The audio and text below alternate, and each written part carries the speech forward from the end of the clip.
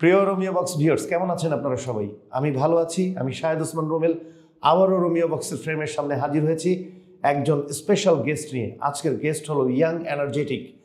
তিনি একজন মঞ্চ অভিনেতা ছিলেন এবং টিভির পর্দায় নিয়মিত কাজ করছেন। তিনি আর কেউ না, তিনি হচ্ছেন শাফিজ মামুন। মজার এই মানুষটাকে নিয়ে আপনাদের সামনে আজকে করব বেশ কিছু গল্প। দেখা যাক তার থেকে তার গোপন কিছু কথা বের করতে পারি কিনা। খুবই চতুর মানুষ, খুবই দক্ষ একজন অভিনেতা। হয়তোবা তার কাছ থেকে তার জীবনের অনেক কথা উনি এড়িয়ে যাবেন, উনি বলবেন না। তারপরেও আমরা ট্রাই করব ওনার থেকে আনকমন বা ইউনিক কোনো কথা যদি থাকে তাহলে সেটা শুনবার জন্য। প্রিয় দর্শক, আপনারা ইতিমধ্যে জেনে গেছেন আমাদের আজকের অতিথি শাফিজ মামুন। এই সময়ের জনপ্রিয় একজন অভিনেতা। আমরা তার সাথে আজকে গল্প করব, কথা বলবো, ফান করব, অনেক মজা হবে। কেমন আছেন? জি ভালো আছি, আপনি কেমন আছেন? আমিও ভালো আছি। কয়েকদিন আগে আপনার জন্মদিন গেল, এই অফিসেই কেক কাটা হলো, ফিল্মল্যান্ডের অফিসে, সাজ্জাদ হোসেন বাপ্পির অফিসে। আমরা বেশ কয়েকজন ছিলাম। তো কেমন উদযাপন করলেন জন্মদিন? আমি আসলে উদযাপন করি আমি তো নিজের কাছে বয়সটাকে ভাবে 18, তো মানে নতুনদের মতো, তরুণদের মতো আমি উদযাপন করি। আমার ভালো লাগছে। আমি সবসময় গত বছরও করেছিলাম, আমরা সেক্ষেত্রে 12তে করেছিলাম, এবার এই অফিসটাই করেছি, খুব ভালো লেগেছে। কিন্তু আমরা যতটুকু জানি এবার আপনার 50তম জন্মদিন ছিল। না, আমার আসলে বয়সটা হচ্ছে 18, মনের বয়স 18। অনেকে বলে যে আমার বয়স আসলে রিয়েল এজ 24। আপনি যেহেতু বলছেন 50, এটা 25 আর কি। যাই হোক, মনের ভাবনা, আপনার মনের ভাবনা, আমার ম্যাচুরিটি লেভেল ওরকম না। নিজের বয়সটা আরেকদিন আমাদের শোনার ভুল। হ্যাঁ, তাহলে আমরা ধরতে পারি আপনি মনের দিক থেকে 18, মনের দিক থেকে 18 আর বাস্তবে 24। আপনার জন্মদিনের জন্য ছোট্ট একটা গিফট আপনার জন্য। Thank you. গত মাসের 20 তারিখে আপনার বাইকে একজনকে দেখলাম। আচ্ছা, একজন ফিমেলকে দেখলাম। হ্যাঁ। আবার এই মাসের 1 তারিখে ওনাকে না দেখে আরেকজনকে দেখলাম, কিন্তু আগের জন বেশি সুন্দর ছিল না? আসলে এই ব্যাপারটা হচ্ছে, এটা আপনার মনের অলিক কল্পনা। এক এক সময় এক একজনকে দেখতে পারেন, মন উচ্চাটন, মন ছুটে ছুটে বেড়ায়, কখন কে থাকে না থাকে এগুলো খেয়াল নাই। যেহেতু আপনি দেখেছেন, মিথ্যা হলেও এটা সত্য, ভালো লেগেছে। আরো বেশি থাকলে আরো ভালো লাগতো। মাত্র 2 জনকে দেখেছেন, আরো যদি বেশ কিছু জন থাকতো আরো ভালো লাগতো না। বারবার পরিবর্তনের থেকে বিবাহিত লাইফে ঢুকে যাওয়াটা কি উচিত না? মানুষ মাত্রই পরিবর্তনশীল, তো সিজনাল চেঞ্জের সাথে সাথে মনটাও চেঞ্জ করা উচিত। অসুবিধা কি?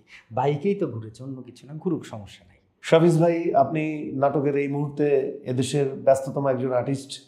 আসলে কি ব্যাপারটা এমন যে অনেক ব্যস্ততার কারণে বিয়ের পিঁড়িতে বসা হচ্ছে না? বিয়ের ব্যাপারটা হচ্ছে আপেক্ষিক বলা চলে। বিয়েটা পরিবার দেখছে, হয়ে যাবে। যদি এই যে আমি বলছি আপনাদেরকে, কোনো মেয়েটে থাকলে ভাইয়ের সাথে যোগাযোগ করেন, আমি কিন্তু ফাঁকা আছি। নাম্বার কি ইনবক্সে দিয়ে দিব? না, নাম্বার লাগবে না, যোগাযোগ করেন আর কি, ওখানে কমেন্টস করেন আপনারা, ঠিক আছে? আমরা ফিল্মল্যান্ডের অফিসে আছি এই মুহূর্তে।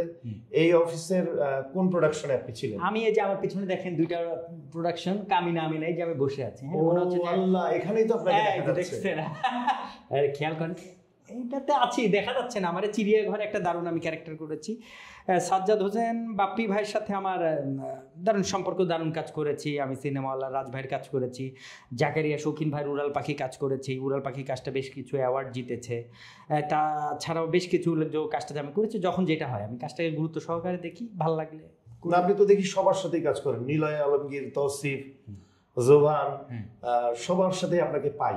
এর কারণটা কি? নিলয় ভাইয়ের সাথে আমার দীর্ঘদিনের সম্পর্ক। নিলয় ভাইয়ের সাথে আমি অনেক আগে থেকেই কাজ করি। সম্রাট জাহাঙ্গীর ভাইয়ের বোয়াল মাছের মাথা বা তার আগের থেকেই আমি বেশ কিছুদিন ধরে আমি মানে 2020-এর আগের থেকে নিলয় ভাইয়ের সাথে কাজ করি। জোহান ভাই খুবই কাছের, খুব ডেডিকেটেড আর্টিস্ট। তৌসিফ ভাইয়া খুব কাছের, সবাই আমার কাছের। আমি কাজের ফাঁকে যদি চরিত্র আমার সাথে মিলে যায় বা মনে হয় যে কাজটা যাচ্ছে আমার সাথে বা আমি প্লে করতে পারবো, তখন আমি করি। নিলয় আলমগীরের ভালো একটা গুণ, নিলয় ভাইয়ের ভালো গুণ হচ্ছে সে নিজে চলে, সবাইকে সাথে নিয়ে চলে। খুব মানে তার সোলটা খুব ক্লিয়ার, খুব দারুণ মনের মানুষ, ভালো অভিনেতা প্লাস দারুণ মনের মানুষ। আর জোবান সম্পর্কে? জোবান ভাই হচ্ছে তো ট্যালেন্টেড, সুন্দর কাজ করে, গোছানো কাজ করে, খুব পরিশীলিত অভিনয় করে, দারুণ ব্যাপার। তৌসিফ মাহবুব ভাইও হচ্ছে সুন্দর কাজ করে, তার কাজের একটা আলাদা জনরা আছে, সে এক্সপেরিমেন্টাল কাজ করতে চায়। এছাড়া ফারহানের সাথে আমি কাজ করেছি, ফারহানের সাথে অনেকগুলো কাজ করেছি, সবার সাথেই অ্যাজ ইউজুয়াল। আমার কাছে গল্প ভালো লাগলে, ক্যারেক্টার ভালো লাগলে, মিলে গেলে আমি করি আর কি, যদি নাই আর করা হলেই করি, এরকম। আপনার প্রিয় একটা নায়িকা সম্পর্কে বলেন, যাকে আপনি মনে মনে ভালোবাসেন কিন্তু হয়তো বা সে আরেকজনের সাথে এঙ্গেজ। আমার প্রিয় নায়িকা হচ্ছে ক্রিস্টেন স্টুয়ার্ট, টয়লেট সাগার যে নায়িকা, এখন কার সাথে এঙ্গেজ আমি জানি না, তার আমার খুব ভালো লাগে। খুব টেকনিক্যাল উত্তর দিয়ে দিলেন, মানে আমি আমাদের দেশের কথা বলছি। আমাদের দেশে আগের দিন আমার শমিকা আইচার আপুকে ভালো লাগতো। তারপরে যারা আমাদের দেশে, মূল কথা হচ্ছে যারা অভিনয় করে, আমি মনে করি আমাদের দেশের অভিনেতা অভিনেত্রীরা ম্যাক্সিমামই ট্যালেন্ট। কারণ দেখেন তারা ইনস্ট্যান্ট অনেক কিছু ক্রিয়েট করে ফেলতেছে খুব শর্ট টাইমের মধ্যে, খুব ভালো ব্যাপার। অনেক মেধাবী অভিনেত্রী আছে, নাম বলে শেষ করা যাবে না। দর্শক, আসলে শাফিজ মামুন ভাই অনেক ট্যালেন্ট। এই সময়ের কোনো নায়িকা সম্পর্কে কিন্তু উনি কিছু বলেননি। এই সময়ের আমি অবজার্ভ করে যদি বলি, তটিনী আপু দারুণ কাজ করছেন, নেহা আপু দারুণ কাজ করছেন, হিমি আপু মানে খুবই ন্যাচারাল, খুব দারুণ অভিনয় করেন। তাছাড়া যারা পারিপার্শ্বিক অনেক আছেন, নতুন পুরাতন মিলিয়ে অভিনেত্রী বা সমসাময়িক যারা নায়িকা আছেন, সবাই যার যার জায়গা থেকে চেষ্টা চালিয়ে যাচ্ছে, ভালো করছে। সো চেষ্টাটা থাকলে ভালো হবেই। তাছাড়াও আমি আরও বলে রাখি, আমি এদের কাজের ফাঁকেও আমি শামীম হাসান সরকার ভাইয়ের সাথে করছি। মানে যারা কাজ করে মোটামুটি বলতে গেলে সবাই আমার খুব কাছের। আমি তাদেরকে যেমন আপন ভাবি, তারাও আমাকে পরিবারের একজন ভাবে। মানে দিন শেষে তো নাটকটা একটা পরিবারের মতোই, সবার সাথে একটা সম্পর্ক প্লাস অভিনয়ের একটা, কারণ নিজেদের মধ্যে আন্ডারস্ট্যান্ডিং না থাকলে কাজটা ভালো হয় না, এই আর কি। যখন 3 দিন 5 দিন 7 দিন 10 দিন একসাথে কাজ করেন সব আর্টিস্ট মিলে, কোনো ধারাবাহিক হোক বা একক হোক বা বড় কোনো নাটক হোক, তখন আসলে কি পরিবারের মতোই মনে হয়? সব আর্টিস্ট মনে হয় যে ইনি আমার মা, দেখেন ইনি আমার বাবা। দেখেন পরিবারের বাইরে এসে যেহেতু আমরা কাজ করছি, ইজ এ বিয়ন্ড ফ্যামিলি, এখানে ব্যাপারটা হচ্ছে সবাই যদি কাছে না ভাবতে পারি বা কাছে না মনে করি বা মানে ইমোশনাল এবং মেন্টালি অ্যাটাচমেন্টটা যদি না থাকে, তাহলে কাজটা সম্পূর্ণ হয় না, কাজটা মানে অপরিপক্ক থেকে যায়। এই কারণে সবাই কাছের কাজ, আর প্রফেশনালিজমে এটা করতেই হয়, কিছু করার নেই। শাফিজ ভাই, অনেক ধারাবাহিকে আপনি কাজ করেছেন, সেগুলোর নাম আপনি বলবেন। বিশেষ করে দেনা পাওনা ধারাবাহিকের মাধ্যমে আপনি একটা জনপ্রিয়তার একটা জোস একটা পর্যায়ে আসছেন। আপনি আগেও বলেছিলেন আমাকে, দেনা পাওনার মাধ্যমে অনেক দর্শক আপনাকে রাস্তাঘাটে দেখা হলে চিনে ফেলে। দেনা পাওনার ব্যাপারে একটু জানতে চাই। এটা ক্রেডিট যাবে সোহাগ রানা ভাইয়ের, সিনেমাওয়ালার থেকে যাচ্ছে। সোহাগ রানা ভাই ডিরেকশন দিচ্ছে। বেশি দিন করিনি, শাহ আলম চরিত্র, একদম গ্রামের সহসরল একটা ছেলে, শহীদের বন্ধু। আমি জানি না, তবে নাটকটা দর্শক গ্রহণ করছে যে ভাই আপনাকে দেনা পাওনাতে দেখছি, ভাই এই যে আজকে 82 নম্বর এপিসোড চলে, আপনার আমি দেখছি, আপনার ভালো লাগছে, আপনার এটা আসলে ভালো লাগার ব্যাপার। একটা খুশবু করছি ওই সাজ্জাদ সুমন ভাইয়ের, ওইটা যাচ্ছে দীপ্ত টিভিতে, জীবন সংসার করতেছি একটা সিরিয়াল।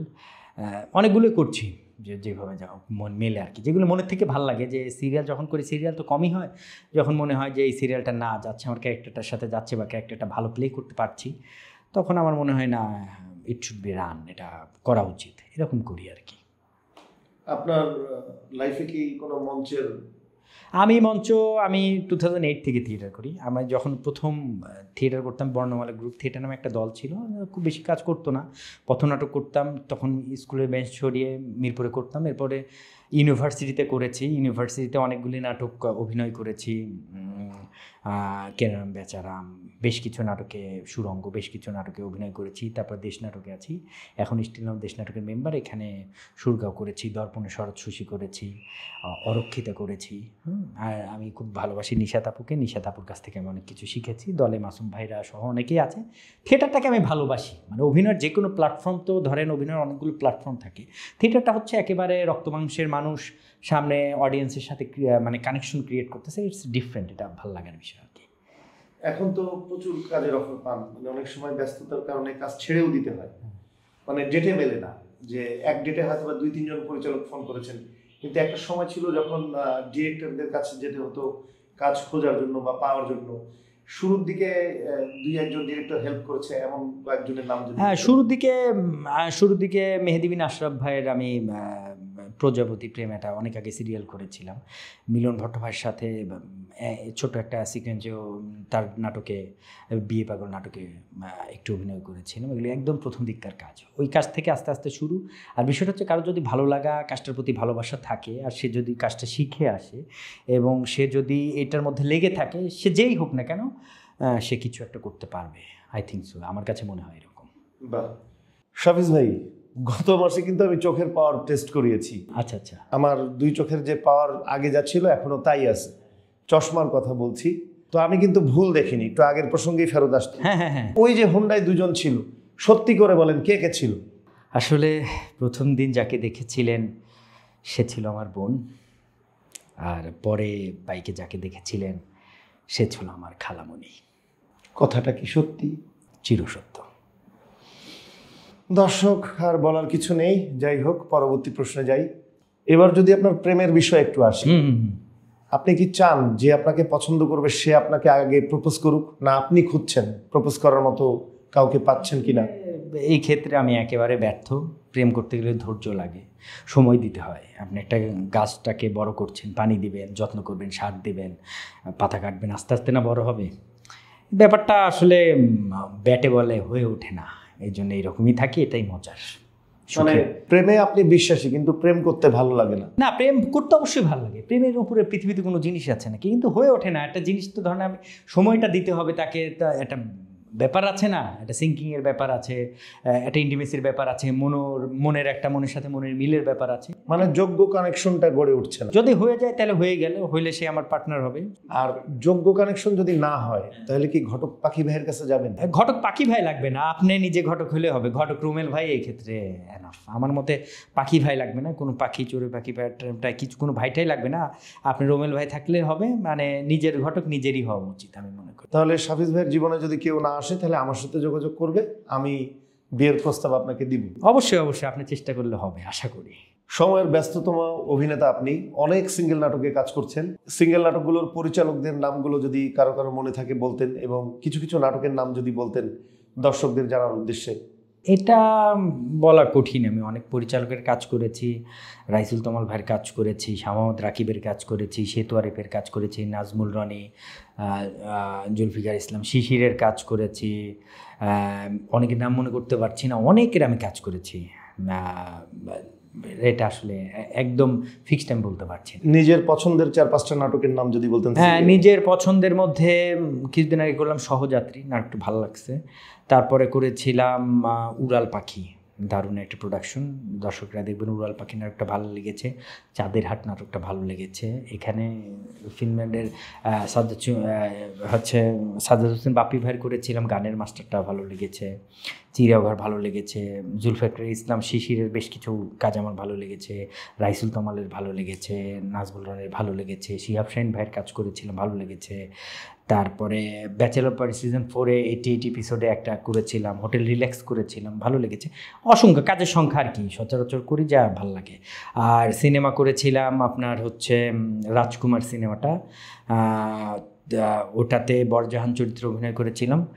ওটা আমার খুবই পছন্দের একটা চরিত্র, ওটা ভালো লেগেছে। আর একটা সামনে একটা মুভিতে একটা চরিত্র অভিনয় করেছি, ডোডোর গল্প, ওটা শীঘ্রই আসবে, ওটা ভালো লেগেছে। আর সব মিলায় টিভিসি, ওবিসি, নাটক, ফিল্ম, ডকু, যেখানে যা ডাক পাই চেষ্টা করি, মানে প্রাণপণ চেষ্টা করি যে ভালো মতো করার।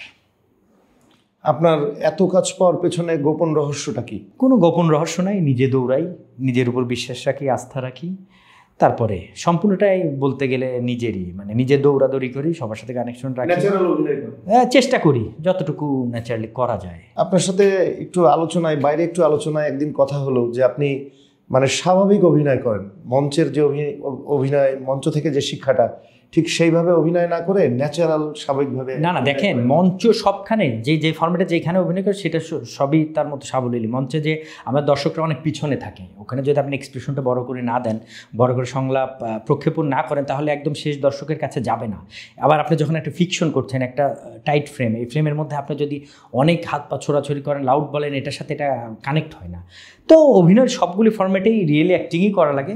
সো যেখানে যেরকম দরকার আর কি, আসলে তো এখানে প্রকারভেদ নেই অভিনয়ের, তবে ওই অনুপাতে করাটা বেটার আর কি আমি মনে করি।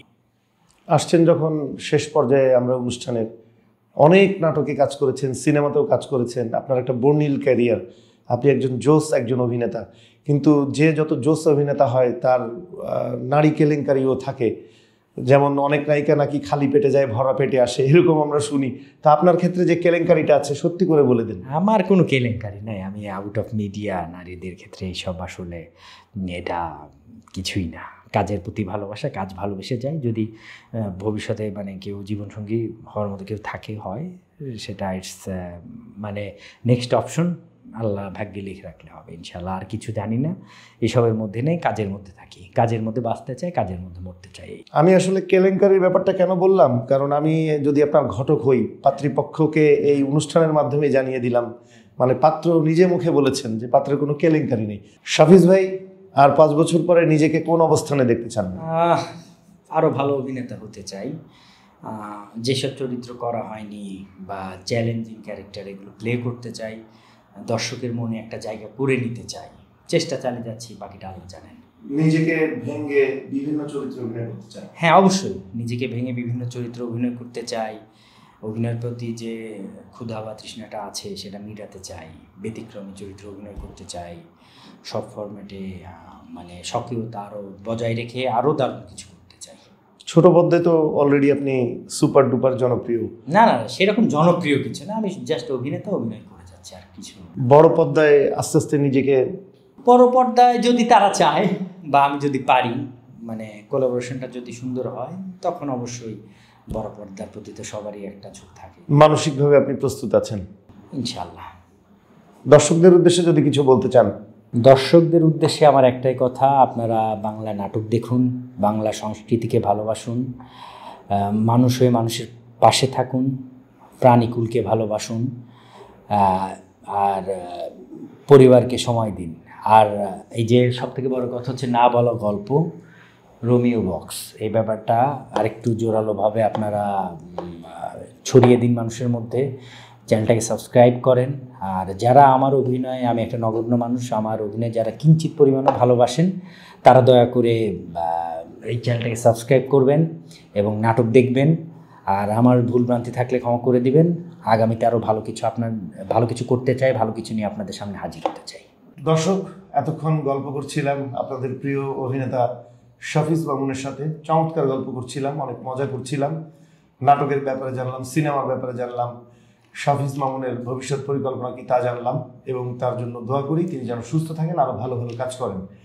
আমরা চাই প্রতিটা সেক্টরেই উনি আমাদেরকে আরও চোজ অভিনয় উপহার দেন এবং সেই অভিনয়ের মাধ্যমে নিজেকে যেভাবে প্রতিষ্ঠিত করবেন, আমাদের দর্শকদের পেয়েও উনি আনন্দ দেবেন অভিনয়ের মাধ্যমে। আমরা তার জন্য একটু ফুলের শুভেচ্ছার ব্যবস্থা করে রেখেছি। শাফিজ ভাই, আপনি আসলে অনেক ব্যস্ততার মাঝখানে, আজকেও আপনার শুটিং ছিল, শুটিং শেষ করে আজকে এই ফিল্মল্যান্ডের অফিসে এসে সাক্ষাৎকার দিলেন, এই জন্য আপনাকে অনেক ধন্যবাদ। আপনি সুস্থ থাকেন, ভালো থাকেন। Thank you very much. আপনাকে অনেক ধন্যবাদ এই প্রোগ্রামটাতে আমাকে ডাকার জন্য। থ্যাংক ইউ ভাই। প্রোগ্রামটা আরও আগায় যাক। সবাই subscribe channel Romeo box, subscribe করতে ভুলবেন না, এটা শাফিজ মামুন ভাই বলেছেন। প্রিয় রোমিও বক্স ভিউয়ার্স, দেখতে দেখতে অনুষ্ঠানের শেষে চলে আসলাম। আজকে একটা চমৎকার সময় কাটালাম আপনাদের প্রিয় অভিনেতা, নট অনলি আমার, আপনাদের প্রিয় অভিনেতা শাফিজ মামুনের সাথে। শাফিজ মামুন বললেন রোমিও বক্সের জন্য সাবস্ক্রাইব করতে, আপনারা সাবস্ক্রাইব করতে ভুলবেন না। শাফিজ মামুন কিন্তু একজন চমৎকার অভিনেতা এবং আপনারা তাকে যে ভালোবাসা দিয়েছেন, সেই ভালোবাসা তিনি আবেগ আপ্লুত হয়ে গেছেন এবং আপনাদের সবার প্রতি কৃতজ্ঞতা জানিয়েছেন।